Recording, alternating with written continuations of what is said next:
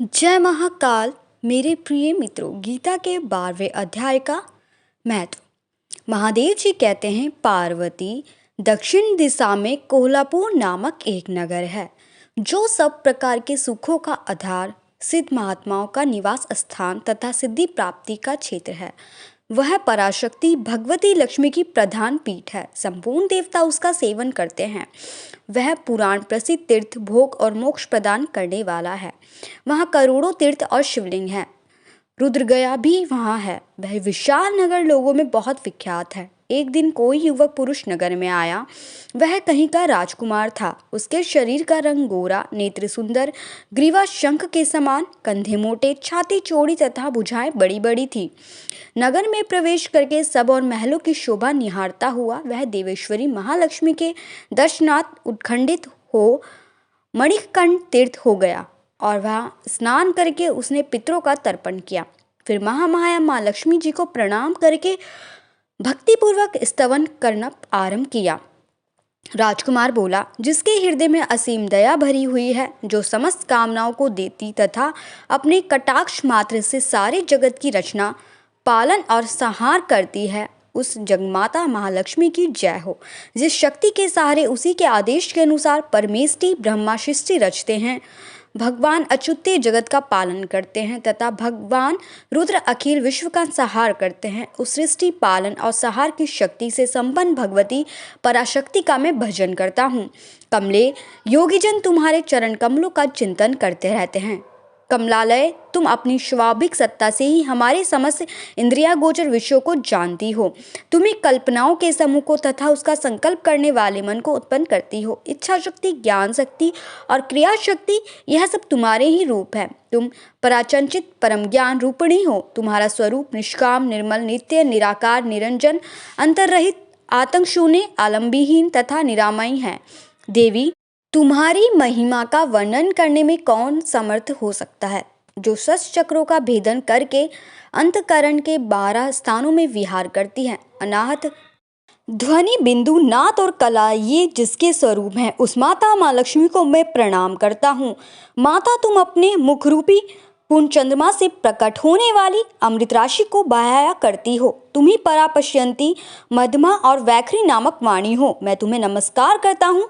देवी, तुम जगत की रक्षा के लिए अनेक रूप धारण किया करती हो। अंबिके, तुम ही ब्राह्मणी, वैष्णवी तथा माहेश्वरी शक्ति हो। वराही, महालक्ष्मी, नरसिंही, ऐन्द्री, कुमारी, चंडिका, जगत को पवित्र करने वाली लक्ष्मी, जगन्माता, सावित्री, चंद्रकला तथा रोहिणी भी तुम ही हो। परमेश्वरी, तुम भक्तों का मनोरथ पूर्ण करने के लिए कल्पलता के समान हो। मुझ पर प्रसन्न हो जाओ। उसके इस प्रकार स्तुति करने पर भगवती महालक्ष्मी अपना साक्षात स्वरूप धारण करके बोली, राजकुमार, मैं तुमसे प्रसन्न हूँ। तुम कोई उत्तम वर मांगो। राजपुत्र बोला, माँ, मेरे पिता राजा ब्रह्मदत्त अश्वमेध नामक महान यज्ञ का अनुष्ठान कर रहे थे। वे देव योग से रोगग्रस्त होकर स्वर्गवासी हो गए। इसी बीच यूप में बंधे हुए मेरे यज्ञ संबंधी घोड़े को, जो समूची पृथ्वी की परिक्रमा करके लौटा था, किसी ने रात्रि में बंधन काट कहीं अन्यंत पहुंचा दिया। उसकी खोज में मैंने कुछ लोगों को भेजा था, किंतु वे कहीं भी उसका पता न जाकर जब खाली हाथ लौट आए, तब मैं त्रिवजों से आज्ञा लेकर तुम्हारी शरण में आया हूँ। देवी, यदि तुम मुझ पर प्रसन्न हो तो मेरे यज्ञ का घोड़ा मुझे मिल जाए, जिससे यज्ञ पूर्ण हो सके। तभी मैं अपने पिताजी की ऋण उतार सकूंगा। शरणागतों पर दया करने वाली जगजननी लक्ष्मी, जिससे मेरा यज्ञ पूर्ण हो, वह उपाय करो। भगवती लक्ष्मी ने कहा, राजकुमार, मेरे मंदिर के दरवाजे पर एक ब्राह्मण रहते हैं, जो लोगों में सिद्ध समाधि के नाम से विख्यात हैं। वे मेरी आज्ञा से तुम्हारा सब काम पूरा कर देंगे। माँ लक्ष्मी के इस प्रकार कहने पर राजकुमार उस स्थान पर आए जहाँ सिद्ध समाधि रहते थे। उनके चरणों में प्रणाम करके राजकुमार चुपचाप हाथ जोड़कर खड़े हो गए। तब ब्राह्मण ने कहा, तुम्हें माताजी ने यहाँ भेजा है। अच्छा देखो, अब मैं तुम्हारा सारा अभिष्ट कार्य सिद्ध करता हूँ। यूं कहकर मंत्रवेत्ता ब्राह्मण ने सब देवताओं को वहीं खींचा। राजकुमार ने देखा, उस समय सब देवता हाथ जोड़े थर-थर कांपते हुए वहां उपस्थित हो गए। तब उन श्रेष्ठ ब्राह्मण ने समस्त देवताओं से कहा, देवगण, इस राजकुमार का अश्व जो यज्ञ के लिए निश्चित हो चुका था, रात में देवराज इंद्र ने चुराकर अन्यंत पहुंचा दिया है। उसे शीघ्र ले आओ। तब देवताओं ने मुनि के कहने से यज्ञ का घोड़ा लाकर दे दिया। इसके बाद उन्होंने उन्हें आने जाने की आज्ञा दी। देवताओं का आकर्षण देखकर तथा खोए अश्व को पाकर राजकुमार ने मुनि के चरणों में प्रणाम करके कहा, महर्षि, आपका यह सामर्थ्य आश्चर्यजनक है।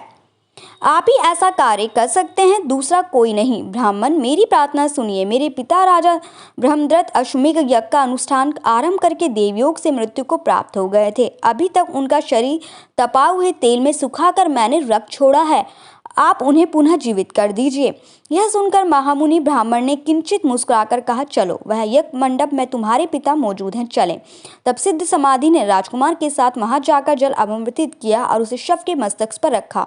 उसके रखते ही राजा सचेत होकर वहां बैठ गया। फिर उन्होंने ब्राह्मण को देखकर पूछा, धर्म स्वरूप आप कौन हैं? तब राजकुमार ने महाराज से पहले का सारा हाल कह सुनाया। राजा ने अपने को पुनः जीवन दान देने वाले ब्राह्मण को नमस्कार करके पूछा, ब्राह्मण, किस पुण्य से आपको यह अलौकिक शक्ति प्राप्त हुई है? उनके यह कहने पर ब्राह्मण ने मधुरवाणी में कहा, राजन, मैं प्रतिदिन आलस्य रहित होकर गीता के 12वें अध्याय का जप करता हूँ। उसी से मुझे यह मुक्ति मिली है, यह शक्ति मिली है जिससे तुम्हें जीवन प्राप्त हुआ है। यह सुनकर ब्राह्मणों सहित राजा ने उन महर्षि से उनसे गीता के 12वें अध्याय का अध्ययन किया। उसके महात्म्य से उनकी सबकी सदगति हो गई। दूसरे जीव में उसके पाठ में परम मोक्ष की प्राप्ति हो चुकी है।